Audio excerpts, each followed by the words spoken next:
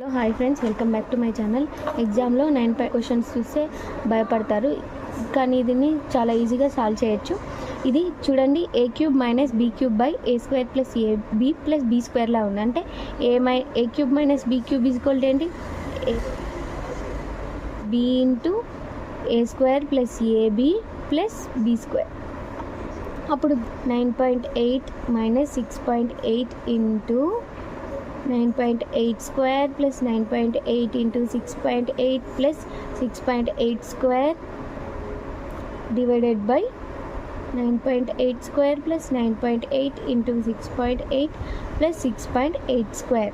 ఇప్పుడు ఇది కట్ అయిపోతే 9.8 - 6.8 ఏముంది? 0.8. 9 - 6 3.0 ఆన్సర్. ఇంత సింపుల్గా చేసుకోవచ్చు. మనం ఫస్ట్ ఆ స్ట్రక్చర్ని చూసుకోవాలి, దాని తర్వాత సాల్వ్ చేసుకోవాలి, అంతే. Next question. ఒక తోటలో 600 మొక్కలు కలవు. అందులో గులాబీ మొక్కలు 220, మల్లె మొక్కలు 180, సంపెంగ మొక్కలు 125 కాగా మిగిలినవి సపోటా మొక్కలు. అయినా వాటి శాతం ఏమడిగిండు? సపోటా మొక్కల శాతం ఎంత అని అడిగిండు. ఒక తోటలో ఎన్ని ఉన్నాయి? తోటలో మొత్తం మొక్కలెన్ని? 600. నెక్స్ట్, అందులో గులాబీ మొక్కలు 220, మల్లె మొక్కలు 180. నెక్స్ట్, సంపెంగ మొక్కలు ఎన్ని? 125. ఇప్పుడు ఏంటి? సపోటా ఏమనుకుందాం మనం? ఎక్స్ అనుకుందాం. మొత్తం మొక్కలు ఎంత? 600.